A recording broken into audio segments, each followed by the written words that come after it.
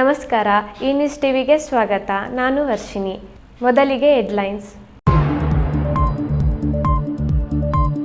ಹೆಂಡತಿ ಮೇಲೆ ಅನುಮಾನ, ಗಾಂಜಾ ನಶೆಯಲ್ಲಿ ಪ್ರೀತಿಸಿ ಕೈ ಹಿಡಿದಿದ್ದವಳನ್ನೇ ಕೊಲೆಗೈದು ಠಾಣೆಗೆ ಶರಣಾದ ಗಂಡ. ಹಾಲು ಉತ್ಪಾದಕರ ಸಂಘದಲ್ಲಿ ಭ್ರಷ್ಟಾಚಾರದ ವಾಸನೆ, ಆಡಿಟ್ನಲ್ಲಿ ಹಣ ದುರುಪಯೋಗ ಪತ್ತೆಯಾಗುತ್ತಿದ್ದಂತೆ ಕಾರ್ಯದರ್ಶಿ ವಿರುದ್ಧ ಹಾಲು ಉತ್ಪಾದಕರು ಆಕ್ರೋಶ. ಖಾಸಗಿ ಬಸ್ಗಳ ಧನದಾಹ, ಫುಟ್ಬೋರ್ಡ್ ಮೇಲಷ್ಟೇ ಅಲ್ಲ ರೂಟ್ ಟಾಪ್ ಮೇಲೂ ವಿದ್ಯಾರ್ಥಿಗಳು ಪ್ರಯಾಣ, ಕಣ್ಣು ಮುಚ್ಚಿ ಕುಳಿತ ಇಲಾಖೆಗಳು. ಚಿಕ್ಕಬಳ್ಳಾಪುರದಲ್ಲಿ ಎದ್ದು ನಿಂತ ಲೇಔಟ್, ಮುಳುಗಿದ ಕೃಷಿ ತೋಟಗಳು, 10 ಎಕರೆ ಬೆಳೆ ನಾಶ, ಸಂಸದರು ಮತ್ತು ಡಿಸಿ ಮೊರೆ ಹೋದ ಗ್ರಾಮಸ್ಥರು.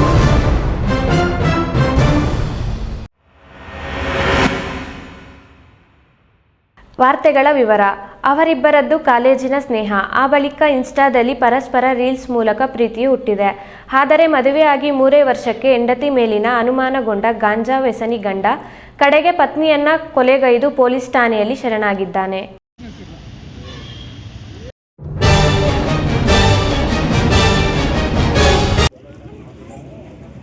ಆಸ್ಪತ್ರೆ ಶವಾಗಾರದ ಎದುರು ಗೋಳಾಡ್ತಿರುವ ಕುಟುಂಬ, ರಕ್ತದ ಮಡುವಿನಲ್ಲಿ ಬಿದ್ದಿರುವ ಮಹಿಳೆಯರ ಮೃತದೇಹ. ಈ ದೃಶ್ಯಗಳು ಕಂಡುಬಂದದ್ದು ಕೋಲಾರ ಜಿಲ್ಲೆಯ ಮಾಲೂರು ತಾಲೂಕಿನ ಮಿಂಡಹಳ್ಳಿ ಹೊರವಲಯದಲ್ಲಿ. ಚಿಕ್ಕಬಳ್ಳಾಪುರ ಜಿಲ್ಲೆಯ ಕೈವಾರ ಮೂಲದ 25 ವರ್ಷದ ಯೋಗಿನಿ ಎಂಬ ಮಹಿಳೆ ಇಲ್ಲಿ ಭೀಕರವಾಗಿ ನಿನ್ನೆ ರಾತ್ರಿ ಕೊಲೆಯಾಗಿದ್ದಾರೆ.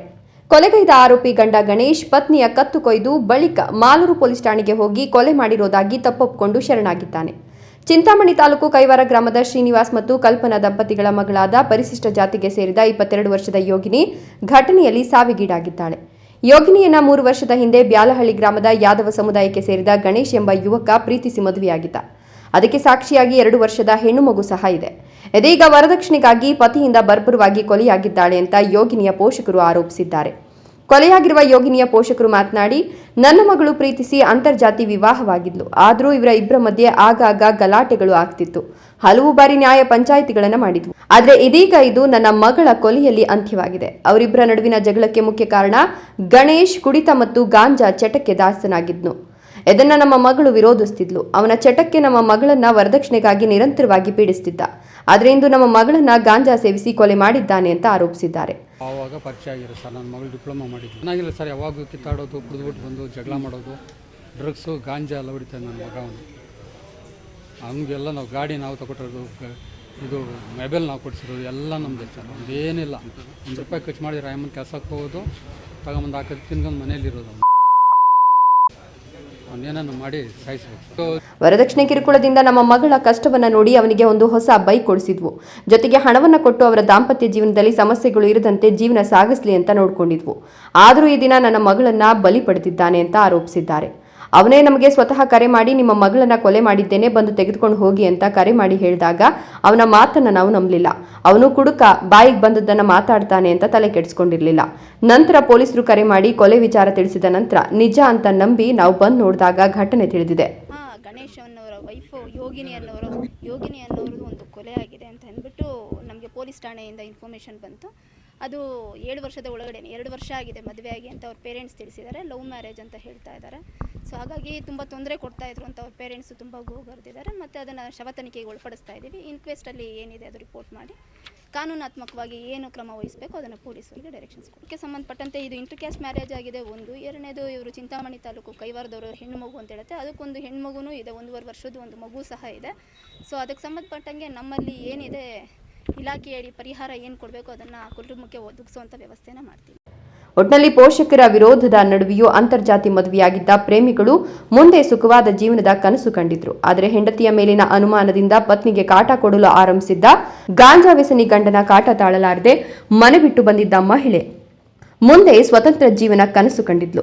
ಆದರೆ ಅನುಮಾನ ನೆತ್ತಿಗೇರಿಸಿಕೊಂಡಿದ್ದ ಗಂಡ ಪತ್ನಿಯನ್ನೇ ಬರ್ಬರವಾಗಿ ಕೊಲೆಗೈದು ಜೈಲು ಸೇರಿದ್ದು ಆತ 1.5 ವರ್ಷದ ಮಗುವಿನ ಹಾರೈಕೆಯೇ ನೊಂದ ಪೋಷಕರಿಗೆ ಸವಾಲಾಗಿದೆ. ದೇವಪ್ಪ ಮತ್ತು Keshav, A news TV, Malur. ಕಳೆದ 17 ವರ್ಷಗಳಿಂದ ಲಾಭದಾಯಕವಾಗಿ ಮುನ್ನಡೆಯುತ್ತಿದ್ದ ಗೌರಿಬಿದನೂರು ತಾಲೂಕಿನ ತೊಂಡೆಬಾವಿ ಹಾಲು ಉತ್ಪಾದಕರ ಸಹಕಾರ ಸಂಘದಲ್ಲಿ ಇದೀಗ ಭ್ರಷ್ಟಾಚಾರದ ವಾಸನೆ ಬಡಿದಿದೆ.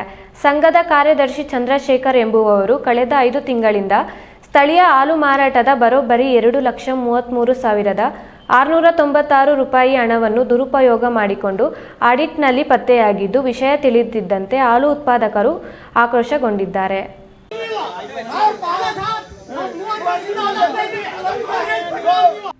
ಗೌರಿಬಿದನೂರು ತಾಲೂಕಿನ ತೊಂಡೇಬಾವಿ ಹಾಲು ಉತ್ಪಾದಕರ ಸಹಕಾರ ಸಂಘದ ವಾರ್ಷಿಕ ಸಭೆಯಲ್ಲಿ ಇಂದು ತೀವ್ರ ಕೋಲಾಹಲ ಸೃಷ್ಟಿಯಾಗಿದೆ.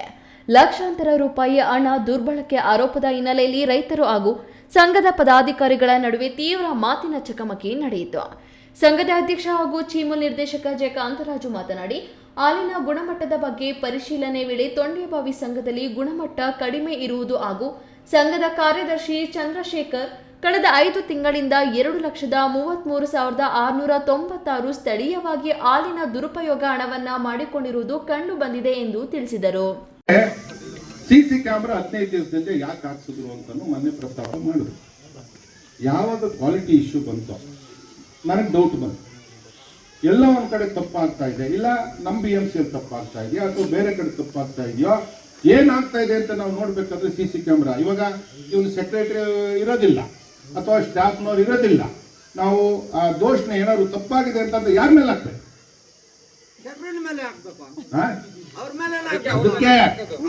ನಾವು ಅದಕ್ಕೋಸ್ಕರನೇ ನಾವು ಇಮ್ಮಿಡಿಯೇಟ್ ಆಗಿ ಸಿಸಿ ಕ್ಯಾಮೆರಾ ಹಾಕಿದ್ದು. ಯಾಕೆ ಅಂದ್ರೆ ನಾವು ಎಲ್ಲಿ ತಪ್ಪಾಗ್ತಾ ಇದೆ ಅಂತ ನೋಡ್ಬೇಕು ಅಂತ ಹಾಕಿದ್ದೆ ಹೊರತು ಬೇರೆ ಉದ್ದೇಶ ಏನು ಇಟ್ಕೊಂಡು ಸಿಸಿ ಕ್ಯಾಮೆರಾ ಹಾಕಿಲ್ಲ. ಎಲ್ಲ ಸಂಘಗಳಲ್ಲೂ ಸಿಸಿ ಕ್ಯಾಮೆರಾ, ಕೆಲವೆಲ್ಲ ದೊಡ್ಡ ದೊಡ್ಡ ಸಂಘಗಳಾಗಿದೆ. ನಾವೇನ್ ಮಾಡಿದ್ವಿ ಅಂದ್ರೆ ಉದಾಸೀನ ಮಾಡಿ ಹಾಕ್ತೀವಿ. ನಾವು ಮೊದಲೇ ಹಾಕ್ಸ್ಬೇಕು. ಅದು ನಿಮ್ಮ ತಪ್ಪು. ತಪ್ಪೇ, ಸುಮ್ಮನೆ ತಪ್ಪೇ ಆಯ್ತಾ ಇಲ್ವಾ? ನಮ್ಮ ಉದಾಸೀನ. ಸಭೆಯಲ್ಲಿದ್ದ ಹಾಲು ಉತ್ಪಾದಕರು ಉತ್ಪಾದಕರ ಮಕ್ಕಳಿಗೆ ಪ್ರೋತ್ಸಾಹಧನ ವಿಚಾರದಲ್ಲಿ ಹಾಗೂ ಕಾರ್ಯದರ್ಶಿ ನೇಮಕದಲ್ಲಿ ತಾರತಮ್ಯ ಮಾಡಲಾಗಿದೆ ಎಂದು ಆರೋಪಿಸಿದ್ರು.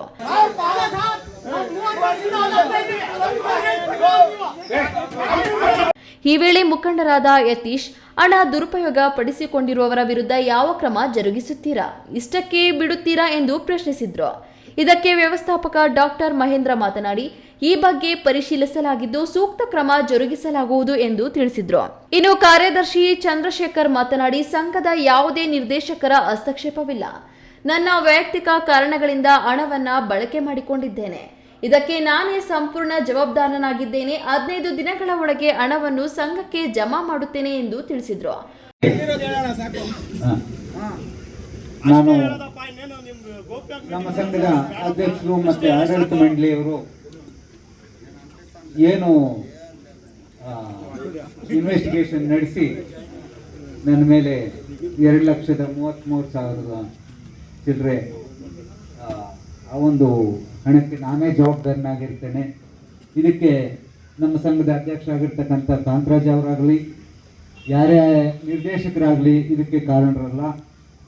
ನಾನು ಈ ಒಂದು ಹಣವನ್ನು ಆದಷ್ಟು ಬೇಗ ಒಂದು ಕಾಲಾವಕಾಶ ಕೊಟ್ಟು ನಾನು ಇದನ್ನು ಸಂಘಕ್ಕೆ ಪಾವತಿ ಮಾಡ್ತೇನೆ. ಹಾಲು ಉತ್ಪಾದಕರ ಮತ್ತು ಸಂಘದ ನಿರ್ದೇಶಕರ ಕ್ಷಮೆ ಯಾಚಿಸಿದ್ರು. ಇದೇ ವೇಳೆ ಸಂಘಕ್ಕೆ ಹಾಲು ಹಾಕದಿರುವವರನ್ನ ನಿರ್ದೇಶಕರನ್ನಾಗಿ ಮಾಡಿರುವ ಬಗ್ಗೆ ಹಾಗೂ ಒಂದೇ ಕುಟುಂಬದವರನ್ನ ಸಂಘದ ಕಾರ್ಯದರ್ಶಿಗಳನ್ನಾಗಿ ನೇಮಕ ಮಾಡಿಕೊಂಡು ಬರುತ್ತಿರುವ ಬಗ್ಗೆ ಸಭೆಯಲ್ಲಿ ಅಸಮಾಧಾನ ವ್ಯಕ್ತವಾಯಿತು. ಸಂಘದ ಅಧ್ಯಕ್ಷ ಜೆ ಕಾಂತರಾಜು ಮತ್ತು ನಿರ್ದೇಶಕರು ಸಮಾಧಾನ ಪಡಿಸಿ ಸಮಜಾಯಿಷಿ ನೀಡಿದ್ರು. ಕಾರ್ಯದರ್ಶಿ ದುರ್ಬಳಕೆ ಮಾಡಿಕೊಂಡಿರುವ ಹಣವನ್ನು 15 ದಿನಗಳ ಒಳಗೆ ಸಂಘಕ್ಕೆ ಜಮಾ ಮಾಡುವುದು ಹಾಗೂ ಬಳಿಕ ಸಂಘದ ಕಾರ್ಯದರ್ಶಿಯನ್ನ ಬದಲಿಸುವ ಕುರಿತು ಸಭೆಯಲ್ಲಿ ಚರ್ಚಿಸಲಾಯಿತು. ಸಭೆಯಲ್ಲಿ ವ್ಯವಸ್ಥಾಪಕ ಮಹೇಂದ್ರ, ವಿಸ್ತರಣಾಧಿಕಾರಿ ವಿಜಯಕುಮಾರ್, ನರೇಂದ್ರ ಹಾಗೂ ಸಂಘದ ಸದಸ್ಯರು ಹಾಜರಿದ್ದರು. ಒಟ್ಟಿನಲ್ಲಿ ರೈತರ ಬೆವರಿನ ಹಣಕ್ಕೆ ಕನ್ನ ಹಾಕಿದ ಕಾರ್ಯದರ್ಶಿಯ ನಡೆ ಸಾರ್ವಜನಿಕ ವಲಯದಲ್ಲಿ ತೀವ್ರ ಆಕ್ರೋಶಕ್ಕೆ ಕಾರಣವಾಗಿದೆ. ಪ್ರದೀಪ್, ಈ ನ್ಯೂಸ್ ಟಿವಿ, ಗೌರಿಬಿದನೂರು. ಚಿಂತಾಮಣಿಯಲ್ಲಿ ಖಾಸಗಿ ಬಸ್ ಮಾಲೀಕರ ಬೇಜವಾಬ್ದಾರಿತನ ಹಾಗೂ ಧನದಾಹ ವಿದ್ಯಾರ್ಥಿಗಳು ಮತ್ತು ಸಾರ್ವಜನಿಕ ಜೀವನದ ಜೊತೆ ಚೆಲ್ಲಾಟವಾಡುತ್ತಿರುವುದು ಮುಂದುವರಿದಿದೆ. ಬಸ್ಗಳ ಒಳಗೆ ನಿಲ್ಲಲು ಜಾಗವಿಲ್ಲದಿದ್ದರೂ ಕೇವಲ ಹಣದ ಆಸೆಗೆ ಬಸ್ ಸಿಬ್ಬಂದಿ ಜನರನ್ನು ಕುರಿಗಳನ್ನು ತುಂಬುವಂತೆ ತುಂಬಿ ವಿದ್ಯಾರ್ಥಿಗಳ ಹಾಗೂ ಸಾರ್ವಜನಿಕರ ಪ್ರಾಣದ ಜೊತೆ ಚೆಲ್ಲಾಟವಾಡುತ್ತಿದ್ದಾರೆ.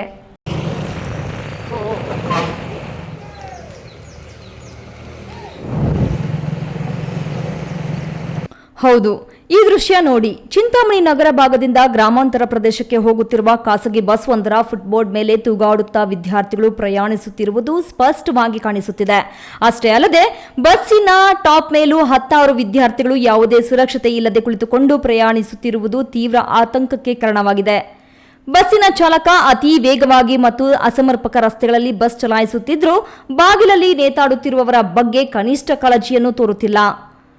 ಪ್ರತಿದಿನ ಸಾರ್ವಜನಿಕ ರಸ್ತೆಗಳಲ್ಲೇ ಇಂತಹ ಜೀವ ಹಿಂಡುವ ದೃಶ್ಯಗಳು ಕಂಡುಬರುತ್ತಿದ್ದರೂ ಪ್ರಾದೇಶಿಕ ಸಾರಿಗೆ ಅಧಿಕಾರಿಗಳು ಮತ್ತು ಸಂಚಾರಿ ಪೊಲೀಸರು ಮಾತ್ರ ಯಾವುದೇ ಕಠಿಣ ಕ್ರಮ ಕೈಗೊಳ್ಳದೆ ಮೌನಕ್ಕೆ ಶರಣರಾಗಿದ್ದಾರೆ.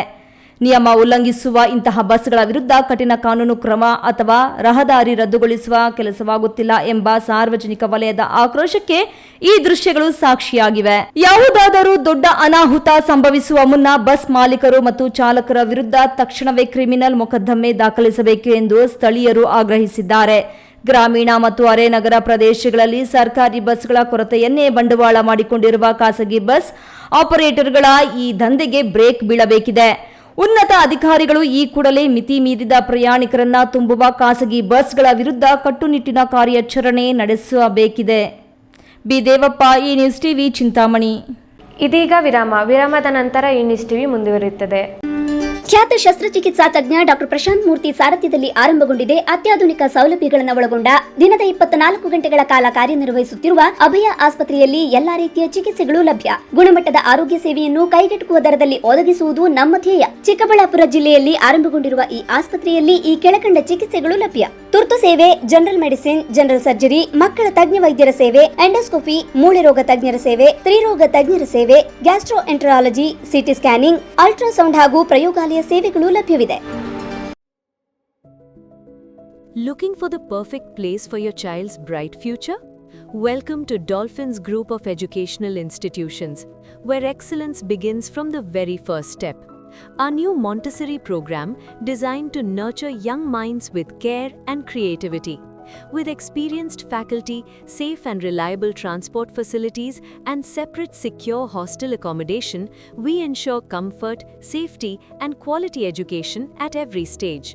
From foundational learning to higher education, we build confidence, character, and success. Dolphins Group of Educational Institutions, empowering young minds. Admissions open now. ವಿರಾಮದ ನಂತರ ಈ ನ್ಯೂಸ್ ಟಿವಿಗೆ ಸ್ವಾಗತ. ಚಿಕ್ಕಬಳ್ಳಾಪುರ ಹೊರವಲಯ ಅಣಕನೂರು ಗ್ರಾಮದ ರೈತರು 16 ವರ್ಷಗಳ ಹಿಂದ ಜಮೀನಿನಲ್ಲಿ ದ್ರಾಕ್ಷಿ, ಹೂ, ಜೋಳ, ತರಕಾರಿ, ಹಣ್ಣು ನಳನಳಿಸುತ್ತಿತ್ತು. ಸರ್ಕಾರಿ ಕಟ್ಟಡಗಳು ಲೇಔಟ್ ನಿರ್ಮಾಣವಾಗಿ ನಗರದ ನೀರು ಮತ್ತು ಎಚ್ಎನ್ ವ್ಯಾಲಿ ನೀರು ಸರಾಗವಾಗಿ ಕೆರೆಗೆ ಹರಿಯದೆ ಜಮೀನುಗಳ ಮೇಲೆ ನುಗ್ಗಿ ಲಕ್ಷಾಂತರ ರು ಬೆಲೆ ನಾಶವಾಗಿದ್ದು ನಮ್ಮನ್ನು ರಕ್ಷಿಸಿ ಎಂದು ರೈತರು ಮೊರೆ ಇಡುತ್ತಿದ್ದಾರೆ.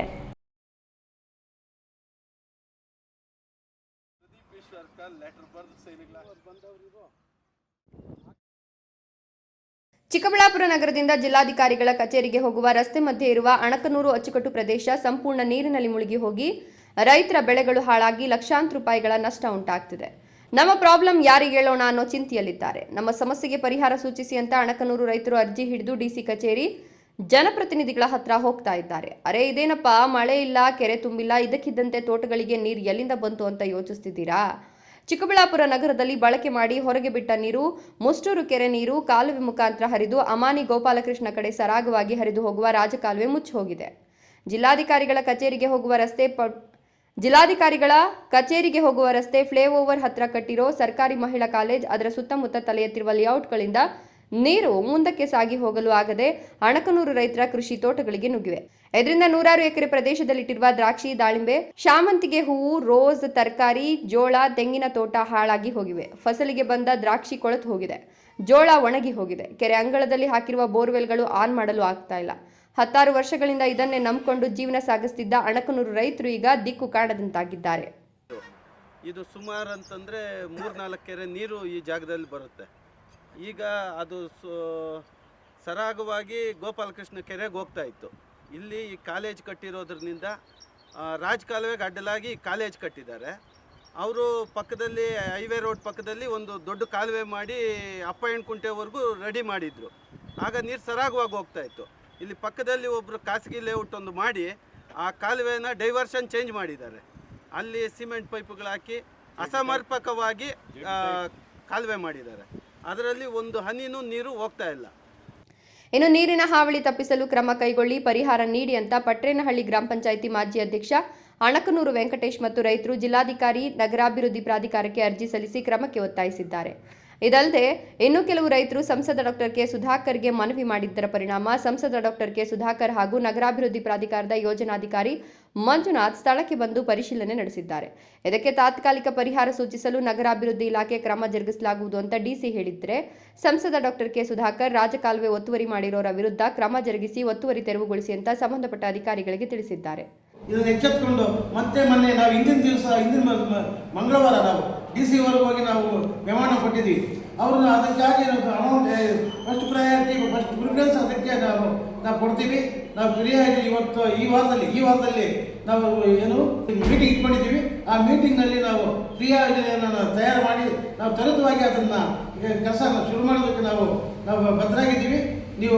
ನಾನು ಅದು ಮುಂಚಿತವಾಗಿ ಬಂದು ನಾನು ಪರಿಶೀಲನೆ ಮಾಡ್ತೀನಿ ಅಂತೇಳಿ ಸಹ ನಮ್ಮ ಜಿಲ್ಲಾಧಿಕಾರಿಗಳು ಅವರು ಆಶ್ವಾಸನೆ ಕೊಟ್ಟಿದ್ದಾರೆ. ಮಹಿಳಾ ಕಾಲೇಜು ಕಟ್ಟಡ ನಿರ್ಮಾಣ ಮಾಡುವಾಗಲೇ ಕೆಲವರು ಭಿನ್ನರಾಗ ಎಳೆದಿದ್ರು.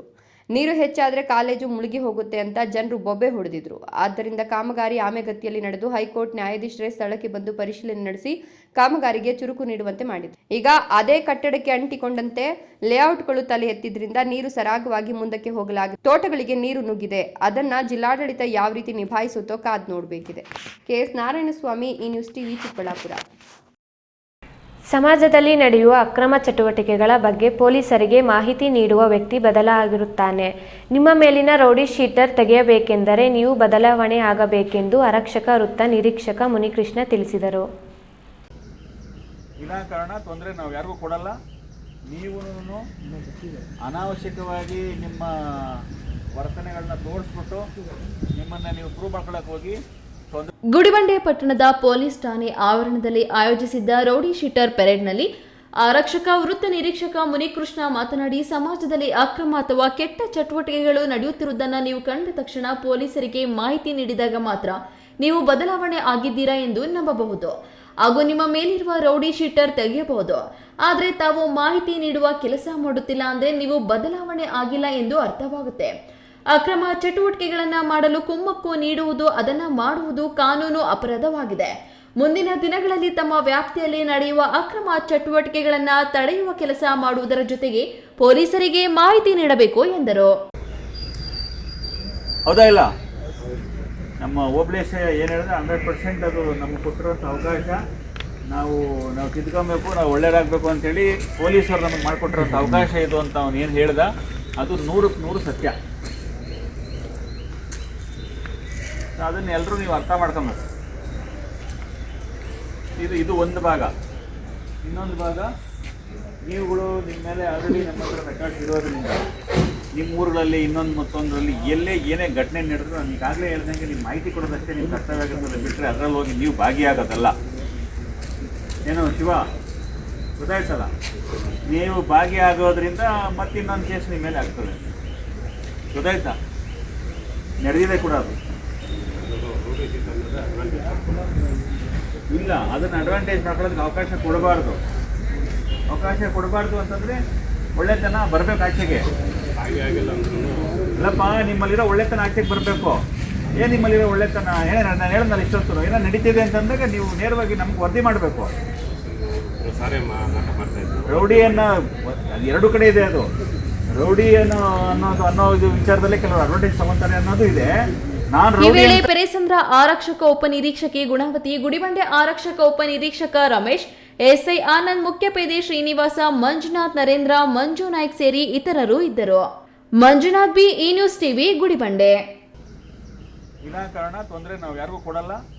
ನೀವು ಅನಾವಶ್ಯಕವಾಗಿ ನಿಮ್ಮ ವರ್ತನೆಗಳನ್ನ ತೋರಿಸ್ಬಿಟ್ಟು ನಿಮ್ಮನ್ನು ನೀವು ಪ್ರೂವ್ ಮಾಡ್ಕೊಳ್ಳೋಕೆ ಹೋಗಿ ರಾಜ್ಯ ಸಾರಿಗೆ ಇಲಾಖೆಯಲ್ಲಿ ಹಾಗೂ ಪ್ರಮುಖವಾಗಿ RTO ಕಚೇರಿಯಲ್ಲಿ ವ್ಯಾಪಕ ಭ್ರಷ್ಟಾಚಾರ ನಡೆಯುತ್ತಿದ್ದು, ಇದು ಅತ್ಯಂತ ವ್ಯವಸ್ಥಿತವಾದ ದೊಡ್ಡ ಮಟ್ಟದ ಹಗರಣವಾಗಿದೆ ಎಂದು ಸಾಮಾಜಿಕ ಹೋರಾಟಗಾರ ಸೈಯದ್ ಮಾಲಿಕ್ ಶಾಷಾ ಅವರು ಗಂಭೀರ ಆರೋಪ ಮಾಡಿದ್ದಾರೆ. ನಾಟಕಗಳಾಡ್ತೀರಾ ನೀವು? ಒಂದೊಂದು ಕೇಸ್ ವರ್ಗವರೆಗೂ ಇಷ್ಟಿದೆ. ಚಿಂತಾಮಣಿ ನಗರದಲ್ಲಿ ಸಾಮಾಜಿಕ ಹೋರಾಟಗಾರ ಸೈಯದ್ ಮಾಲಿಕ್ ಪಾಷಾ ಪತ್ರಿಕಾಗೋಷ್ಠಿ ನಡೆಸಿ ಮಾತನಾಡಿ, ಈ ಹಗರಣದಲ್ಲಿ ಸಾರಿಗೆ ಇಲಾಖೆಯ ಉನ್ನತ ಮಟ್ಟದ ಅಧಿಕಾರಿಗಳು ಶಾಮೀಲಾಗಿದ್ದು, ಸರ್ಕಾರದ ಬೊಕ್ಕಸಕ್ಕೆ ಕೋಟ್ಯಾಂತರ ರೂಪಾಯಿ ನಷ್ಟ ಉಂಟು ಮಾಡುತ್ತಿದ್ದಾರೆ. ಆಂಧ್ರ ಪ್ರದೇಶದಿಂದ ಸೆಕೆಂಡ್ ಹ್ಯಾಂಡ್ ದ್ವಿಚಕ್ರ ವಾಹನಗಳನ್ನು ಕರ್ನಾಟಕಕ್ಕೆ ತಂದು ಇಲ್ಲಿನ ಆರ್ಟಿಒ ಕಚೇರಿಗಳಲ್ಲಿ ನೋಂದಣಿ ವರ್ಗಾವಣೆ ಮಾಡುವಾಗ ಈ ಅಕ್ರಮ ಎಸಗಲಾಗ್ತಿದೆ.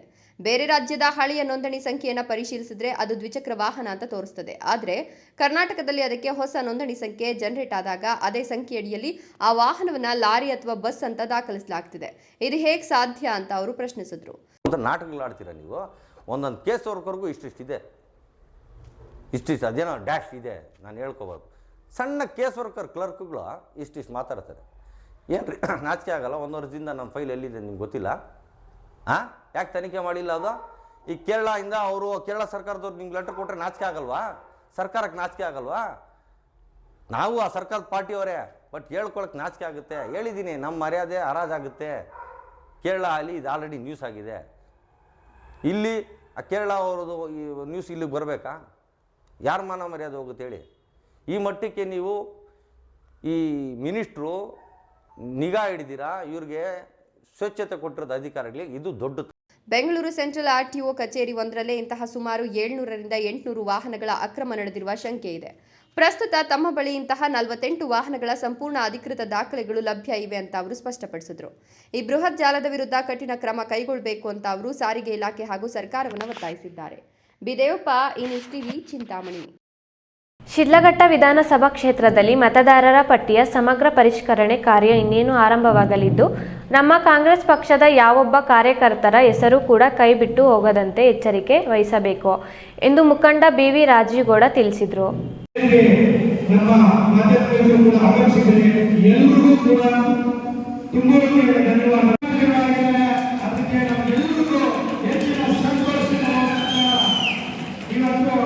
ಶಿಡ್ಲಘಟ್ಟ ನಗರದ ಕಾಂಗ್ರೆಸ್ ಭವನದಲ್ಲಿ ಮುಖಂಡ ರಾಜೀವ್ ಗೌಡ ನೇತೃತ್ವದಲ್ಲಿ ಕಾಂಗ್ರೆಸ್ ಮುಖಂಡರು ಕಾರ್ಯಕರ್ತರ ಸಭೆ ನಡೆಯಿತು. ಮುಖಂಡ ರಾಜೀವ್ ಗೌಡ ಮಾತನಾಡಿ, ಜೂನ್ 21ರಂದು ಬೆಂಗಳೂರು ಅರಮನೆ ಮೈದಾನದಲ್ಲಿ ಕೆಪಿಸಿಸಿ ಅಧ್ಯಕ್ಷ BK ಹರಿಪ್ರಸಾದ್ ಅವರ ಅಧಿಕಾರ ಸ್ವೀಕಾರ, DKಶಿಯಿಂದ BKHಗೆ ಅಧಿಕಾರ ಹಸ್ತಾಂತರ ಹಾಗೂ ಸಿಎಂ ಸ್ಥಾನ ಬಿಟ್ಟುಕೊಟ್ಟ ಸಿದ್ದರಾಮಯ್ಯ ಅವರಿಗೆ ಬೀಳ್ಕೊಡುಗೆ ಅಭಿನಂದನಾ ಕಾರ್ಯಕ್ರಮ ನಡೆಯಲಿದೆ. ಕ್ಷೇತ್ರದ ಪ್ರತಿ ಗ್ರಾಮ ಪಂಚಾಯಿತಿಗೂ ತಲಾ 2 ಬಸ್ಗಳು, ನಗರದ ಪ್ರತಿ ವಾರ್ಡ್ಗೂ 1 ಬಸ್ ಸೇರಿ ಒಟ್ಟು 100 ಬಸ್ಗಳು ಹಾಗೂ ಕಾರ್ಯಕ್ರಮಕ್ಕೆ ತೆರಳುವ ಎಲ್ಲರಿಗೂ ತಿಂಡಿ ಊಟದ ವ್ಯವಸ್ಥೆಯನ್ನು ನಾನು ಹಾಗೂ ಸ್ಥಳೀಯ ಮುಖಂಡರು ಸೇರಿ ಮಾಡಲಿದ್ದೇವೆ. ಹೆಚ್ಚಿನ ಸಂಖ್ಯೆಯಲ್ಲಿ ಕಾರ್ಯಕರ್ತರು ತೆರಳಿ ನಮ್ಮ ಶಕ್ತಿ ಒಗ್ಗಟ್ಟು ಪ್ರದರ್ಶಿಸಬೇಕು ಎಂದರು.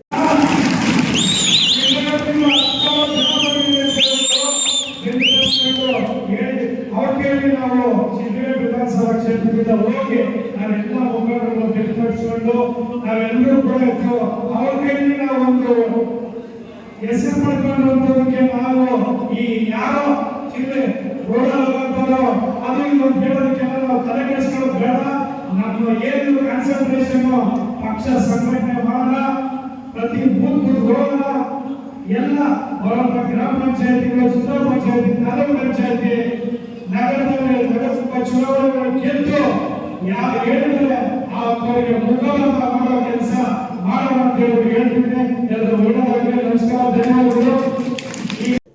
ಈ ವೇಳೆ ಬ್ಲಾಕ್ ಕಾಂಗ್ರೆಸ್ ಅಧ್ಯಕ್ಷ ಕೃಷ್ಣಾರೆಡ್ಡಿ, ಮುಖಂಡರಾದ ಕೆ ಗುಡಿಯಪ್ಪ, ಅಫ್ಸರ್ ಪಾಷಾ, ಬೈರೇಗೌಡ, ಕೃಷ್ಣಪ್ಪ, ಅಶ್ವಥ್ ನಾರಾಯಣ ರೆಡ್ಡಿ, ಸಾದಳಿ ಗೋವಿಂದರಾಜು, ಓಬಳಪ್ಪ, ರಾಮಚಂದ್ರಪ್ಪ ಇನ್ನಿತರರು ಹಾಜರಿದ್ದರು. ವೀರಾಪುರ ಮಂಜುನಾಥ್, ಈ ನ್ಯೂಸ್ ಟಿವಿ, ಶಿಡ್ಲಘಟ್ಟ. ನಮ್ಮ ಮಾಧ್ಯಮಗಳು ಕೂಡ ಆಗಮಿಸಿದರೆ ಎಲ್ಲರಿಗೂ ಕೂಡ ತುಂಬಾ ಧನ್ಯವಾದ. ಅದಕ್ಕೆ ನಮಗೆಲ್ಲರಿಗೂ ಹೆಚ್ಚಿನ ಸಂತೋಷ. ಇವತ್ತು ದೇವನಹಳ್ಳಿ ತಾಲೂಕು ಪಂಚಾಯಿತಿ ಸಭಾಂಗಣದಲ್ಲಿ ವಿವಿಧ ಇಲಾಖೆಗಳ ಮಹತ್ವದ ಪ್ರಗತಿ ಪರಿಶೀಲನಾ ಸಭೆಯಲ್ಲಿ ಕುಡಿಯುವ ನೀರು ಮತ್ತು ಸ್ವಚ್ಛತೆ ಸೇರಿದಂತೆ ಸರ್ಕಾರ ವಿವಿಧ ಯೋಜನೆಗಳ ಪ್ರಗತಿಯನ್ನು ಪರಾಮರ್ಶಿಸಲಾಯಿತು. ಸಾರ್ವಜನಿಕರಿಗೆ ನಿಗದಿತ ಅವಧಿಯೊಳಗೆ ಗುಣಮಟ್ಟದ ಸೇವೆ ಒದಗಿಸುವಂತೆ ಅಧಿಕಾರಿಗಳಿಗೆ ಖಡಕ್ ಸೂಚನೆ ನೀಡಿದರು.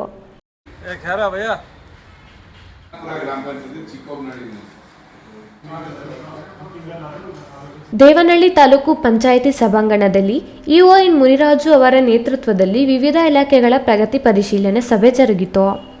ಸಭೆಯಲ್ಲಿ ಮುಖ್ಯವಾಗಿ ಗ್ರಾಮೀಣ ಭಾಗದ ಕುಡಿಯುವ ನೀರಿನ ಸಮಸ್ಯೆಗಳ ಕುರಿತು ಗಂಭೀರ ಚರ್ಚೆ ನಡೆಯಿತು. ಶುದ್ಧ ಕುಡಿಯುವ ನೀರಿನ ಘಟಕಗಳ ನಿರ್ವಹಣೆ, ಟ್ಯಾಂಕರ್ ಹಾಗೂ ಕರಾರು ಆಧಾರದ ಮೇಲೆ ಖಾಸಗಿ ಕೊಳವೆ ಬಾವಿಗಳ ಮೂಲಕ ನೀರು ಸರಬರಾಜು ಮಾಡುವ ವ್ಯವಸ್ಥೆಯನ್ನು ಪರಿಶೀಲಿಸಲಾಯಿತು. ಇದೇ ವೇಳೆ ಚಾಲ್ತಿಯಲ್ಲಿರುವ ಮತ್ತು ನಿಷ್ಕ್ರಿಯಗೊಂಡಿರುವ ಕೊಳವೆ ಬಾವಿಗಳ RR ಸಂಖ್ಯೆಗಳ ಮಾಹಿತಿ ಹಾಗೂ ಜಲಜೀವನ್ ಮಿಷನ್ ಯೋಜನೆಯ ಕಾಮಗಾರಿಕೆಗಳ ಪ್ರಗತಿಯನ್ನು ಇಒ ಮುನಿರಾಜು ಪರಾಮರ್ಶಿಸಿ ಮಾತನಾಡಿದ ಅವರು, ಸರ್ಕಾರದ ಯೋಜನೆಗಳು ಜನಸಾಮಾನ್ಯರಿಗೆ ತಲುಪಬೇಕು. ಯಾವುದೇ ಕಾರಣಕ್ಕೂ ವಿಳಂಬ ಧೋರಣೆ ಸಿಗುವುದಿಲ್ಲ. ನಿಗದಿತ ಅವಧಿಯೊಳಗೆ ಕಾಮಗಾರಿಕೆಗಳನ್ನು ಪೂರ್ಣಗೊಳಿಸಿ ಸಾರ್ವಜನಿಕರಿಗೆ ಗುಣಮಟ್ಟದ ಸೇವೆ ನೀಡಲು ಎಲ್ಲ ಅಧಿಕಾರಿಗಳು ಶ್ರಮಿಸಬೇಕು ಎಂದು ಸೂಚಿಸಿದರು.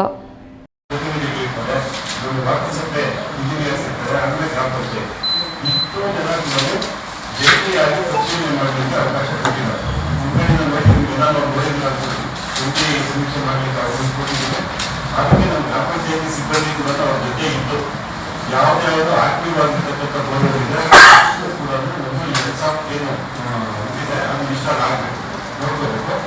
ಯಾವುದು ಇನ್ಆಕ್ಟಿವ್ ಆಗಿದೆ ಅದು ಇದೇ ಟೈಮಲ್ಲಿ ಕೂಡ ಐಡೆಂಟಿಫಿಕೇಶನ್ ಆಗಿ ಬರಬೇಕು. ಅದನ್ನು ನಾವೇನು ಮಾಡ್ತೀವಿ, ಡಿಸ್ಕೌಂಟ್ ಕೊಡ್ತೀವಿ ಇನ್ಆಕ್ಟಿವ್ ಆಗಿರೋದನ್ನ. ಇನ್ನು ಸಭೆಯಲ್ಲಿ ಸ್ವಚ್ಛ ಭಾರತ ಮಿಷನ್ ಅಡಿಯಲ್ಲಿ ವಿಶೇಷ ಸ್ವಚ್ಛತಾ ಅಭಿಯಾನವನ್ನು ಪರಿಣಾಮಕಾರಿಯಾಗಿ ನಡೆಸುವುದು ಹಾಗೂ ಘನತ್ಯಾಜ್ಯ ವಿಲೇವಾರಿ ಘಟಕಗಳ ಸಮರ್ಪಣೆ ನಿರ್ವಹಣೆ ಕುರಿತು ಚರ್ಚಿಸಲಾಯಿತು. ಜೊತೆಗೆ FSTP ಘಟಕ ಆರಂಭಿಸುವ ಬಗ್ಗೆ ಅಧಿಕಾರಿಗಳಿಗೆ ಅಗತ್ಯ ಮಾರ್ಗದರ್ಶನ ನೀಡಲಾಯಿತು. ಕಾಮ್ಸ್ ನೋಂದಣಿ ಸಿಬ್ಬಂದಿ ಹಾಜರಾತಿ ಮತ್ತು ಸಾರ್ವಜನಿಕ ಅರ್ಜಿಗಳ ತ್ವರಿತ ವಿಲೇವಾರಿ ಸೂಚಿಸಲಾಯಿತು.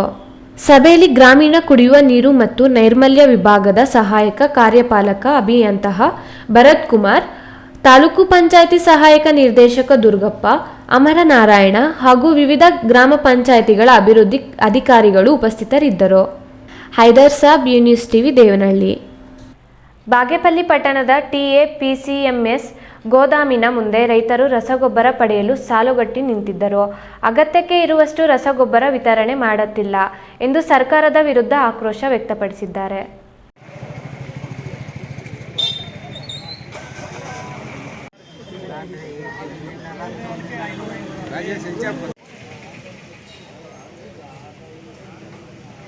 ಕಳೆದ 10 ದಿನಗಳಿಂದ ಬಾಗೇಪಲ್ಲಿ ತಾಲೂಕಿನಲ್ಲಿ ಮುಂಗಾರು ಮಳೆ ಚೆನ್ನಾಗಾಗಿದ್ದರಿಂದ ರೈತರು ಬೆಳೆಗಳಿಗೆ ಸಿಂಪಡಿಸಲು ಯೂರಿಯಾ ರಸಗೊಬ್ಬರ ಪಡೆಯಲು ಮುಂದಾಗಿದ್ದಾರೆ. ಆದರೆ ಸ್ಥಳೀಯ ಕೃಷಿ ಪತ್ತಿನ ಸಹಕಾರ ಸಂಘಗಳಿಗೆ ರಸಗೊಬ್ಬರಗಳು ಅಗತ್ಯಕ್ಕೆ ತಕ್ಕಂತೆ ಪೂರೈಕೆಯಾಗಿಲ್ಲ.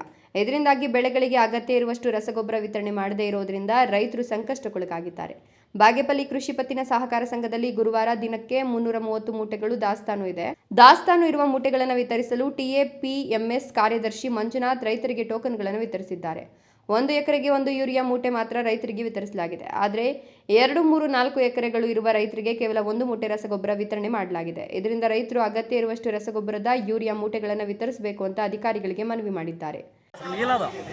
అది మళ్ళీ ఇవి టోకన్ ఇస్తారంటే మళ్ళీ రేపు యూరియా ఎత్తుకోనట అటు 2 దినాలు 3 దినాలు పంచాడది పాల్మెంట్ ఏది ఉంటుంది, సీమాలు కాకు అయ్యేది ఉంటుంది, అవన్నీ ఇచ్చి పెట్టేయాల, అవన్నీ ఇచ్చి పెట్టేయాల. ఇస్తాం వారం ఇంకా చెప్తున్నారు.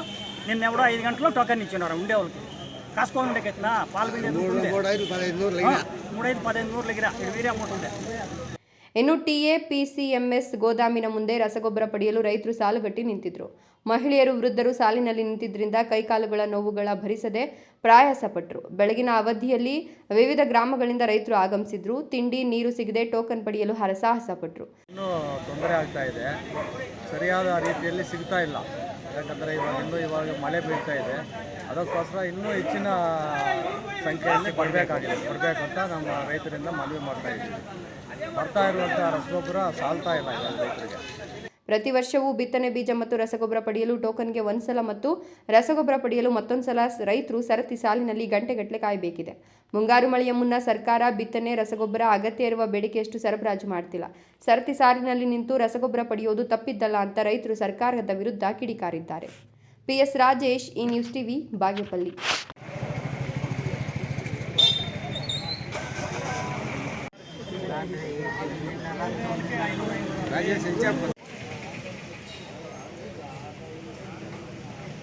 ಕೋಲಾರ ನಗರದ ಇತಿಹಾಸ ಪ್ರಸಿದ್ಧ ಆರಾಧ್ಯ ದೇವತೆ ಶ್ರೀ ಕೋಲಾರಮ್ಮ ದೇವಾಲಯದ ರಥಬೀದಿಯಲ್ಲಿ ನೂತನವಾಗಿ ನಿರ್ಮಿಸಲಾಗಿರುವ ಭವ್ಯ ಮುಖದ್ವಾರವನ್ನು ಇಂದು ಲೋಕಾರ್ಪಣೆಗೊಳಿಸಲಾಯಿತು.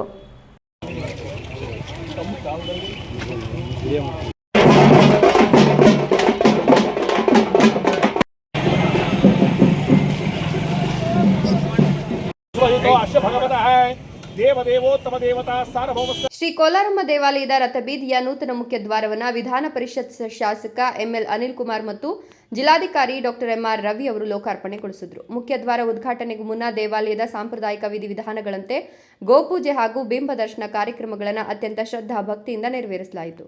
ಇದೇ ಸಂದರ್ಭದಲ್ಲಿ ಕೋಲಾರಮ್ಮ ತಾಯಿಯು ಜಿಲ್ಲೆಯ ಜನತೆಗೆ ಹಾಗೂ ಸಮಸ್ತ ಭಕ್ತಾದಿಗಳಿಗೆ ಆಯುರಾರೋಗ್ಯ ಸುಖ ಶಾಂತಿ ಮತ್ತು ಸಮೃದ್ಧಿಯನ್ನು ಕರುಣಿಸಲಿ ಅಂತ ಗಣ್ಯರು ವಿಶೇಷ ಪ್ರಾರ್ಥನೆ ಸಲ್ಲಿಸಿದರು. ಮುಖ್ಯ ದ್ವಾರದ ಲೋಕಾರ್ಪಣೆ ನೆರವೇರಿಸಿ ವಿಧಾನ ಪರಿಷತ್ ಶಾಸಕ ಎಂಎಲ್ ಅನಿಲ್ ಕುಮಾರ್ ಮಾತನಾಡಿ, ಎಂದಿನಿಂದ ಈ ಮುಖ್ಯ ದ್ವಾರವು ಸಾರ್ವಜನಿಕರ ಪ್ರವೇಶಕ್ಕೆ ಮುಕ್ತವಾಗಿದೆ. ಇಲ್ಲಿ ಕಲ್ಲಿನ ಕೆತ್ತನೆ ಹಾಗೂ ಸಿಮೆಂಟ್ನಲ್ಲಿ ಮೂಡಿ ಬಂದಿರುವಂತಹ ಅದ್ಭುತ ಕಲಾಕೃತಿಗಳು ಮತ್ತು ಕೋಲಾರಮ್ಮ ದೇವಿಯ ಸುಂದರ ಪ್ರತಿಬಿಂಬಗಳು ಭಕ್ತರ ಕಣ್ಣು ಸೆಳೆಯುವಂತೆ ಅತ್ಯಂತ ಆಕರ್ಷಕವಾಗಿ ಮೂಡಿ ಬಂದಿವೆ ಅಂತ ಶಿಲ್ಪಕಲೆಯ ಸೊಗಸನ್ನ ಮುಕ್ತ ಕಂಠದಿಂದ ಶ್ಲಾಘಿಸಿದರು. ಗ್ರಾಮ ದೇವತೆ ಚಾಮುಂಡೇಶ್ವರಿ ತಾಯಿಯ ಅವತಾರವಾದಂಥ ಕೋಲಾರಮ್ಮ ತಾಯಿಯ ದೇವಸ್ಥಾನ ಇತಿಹಾಸ ಪುರಾಣ ಪ್ರಸಿದ್ಧವಾದಂಥದ್ದು. ಇಲ್ಲಿ ಪ್ರತಿ ಮಂಗಳವಾರ ಮತ್ತು ಶುಕ್ರವಾರ ವಿಶೇಷವಾದಂಥ ಪೂಜೆ ಮತ್ತು ಅಭಿಷೇಕ ಮತ್ತು ಹೋಮ ಹವನಗಳೆಲ್ಲವೂ ಇರ್ತದೆ. ಇಡೀ ಕೋಲಾರ ಜಿಲ್ಲೆ ಅಲ್ಲದೆ ಬೇರೆ ಬೇರೆ ಕಡೆಯಿಂದ ಕೂಡ ಬೇರೆ ಬೇರೆ ಜಿಲ್ಲೆಗಳಿಂದ ಕೂಡ ಇಲ್ಲಿಗೆ ಭಕ್ತಾದಿಗಳು ಬಂದು ತಾಯಿ ಆಶೀರ್ವಾದವನ್ನು ಪಡ್ಕೊಂಡು ಹೋಗ್ತಾ ಇರ್ತಕ್ಕಂಥದ್ದು ನಾವು ನೀವೆಲ್ಲ ಕೂಡ ನೋಡಿದ್ದೇವೆ. ಬಹಳ ಸತ್ಯ ನಿಷ್ಠೆ ಇರ್ತಕ್ಕಂಥ ದೇವಾಲಯ ಇದು. ಈ ಒಂದು ದೇವಾಲಯಕ್ಕೆ ಒಂದು ಮುಖ್ಯ ಕಾರ್ಯಕ್ರಮದಲ್ಲಿ ಸ್ಥಳೀಯ ಪ್ರಮುಖರು, ದೇವಾಲಯದ ಆಡಳಿತ ಮಂಡಳಿಯ ಸಿಬ್ಬಂದಿ ಹಾಗೂ ಅಪಾರ ಸಂಖ್ಯೆಯ ಭಕ್ತಾದಿಗಳು ಉಪಸ್ಥಿತರಿದ್ದರು. ನೂತನ ಮುಖ್ಯ ದ್ವಾರದ ಭವ್ಯತೆಯು ದೇವಾಲಯದ ಐತಿಹಾಸಿಕ ಮತ್ತು ಧಾರ್ಮಿಕ ಮೆರುಗನ್ನ ಮತ್ತಷ್ಟು ಹೆಚ್ಚಿದೆ. ಸತೀಶ್, ಈ ನ್ಯೂಸ್ ಟಿವಿ, ಕೋಲಾರ.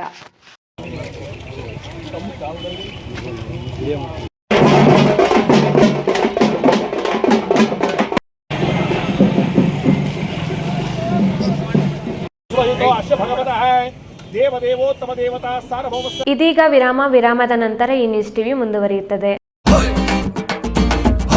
ಭಾರತದ ಪ್ರತಿಷ್ಠಿತ ದ್ವಿಚಕ್ರ ವಾಹನಗಳಲ್ಲಿ ಒಂದಾದ ಹೀರೋ ಬೈಕ್ಗಳು ಚಿಕ್ಕಬಳ್ಳಾಪುರ ಜಿಲ್ಲೆಯಲ್ಲಿ ಲಭ್ಯ. ಉದ್ಯಮಿ ಅಧಿಕೃತ ಡೀಲರ್ ಲಕ್ಷ್ಮೀನಾರಾಯಣ್ ಸಾರಥ್ಯದಲ್ಲಿ ಆರಂಭವಾಗಿರುವ ಶೋರೂಮ್ ಹಲವು ವೈಶಿಷ್ಟ್ಯತೆಗಳಿಂದ ಕೂಡಿದೆ. ಹೀರೋ ಕಂಪನಿಯ ಬೈಕ್ಗಳ ಅಧಿಕೃತ ಮಾರಾಟಗಾರರು ಮತ್ತು ಸರ್ವಿಸ್ ಸೆಂಟರ್ ಸೇವೆಗಳು ಚಿಕ್ಕಬಳ್ಳಾಪುರದಲ್ಲಿ ಈಗ ಲಭ್ಯ. ವಿಳಾಸ ವಿಶಾಲ್ ಮಾರ್ಟ್ ಮುಂಭಾಗ, ಬೇಬಿ ರಸ್ತೆ, ಚಿಕ್ಕಬಳ್ಳಾಪುರ. ಕಷ್ಟಪಟ್ಟು ಹಣ ಕೊಡಿಸಿ ಒಡವೆ ಮಾಡಿಸಿರ್ತೀರಿ. ಮಕ್ಕಳ ಉನ್ನತ ವ್ಯಾಸಕ್ಕೋ, ಅವ್ರ ಮದ್ವೆಗೋ ಅಥವಾ ಯಾವ್ದಾದ್ರೂ ಆರೋಗ್ಯ ಸಮಸ್ಯೆ ಬಂದಾಗ ಹಣ ಬೇಕಾಗತ್ತೆ.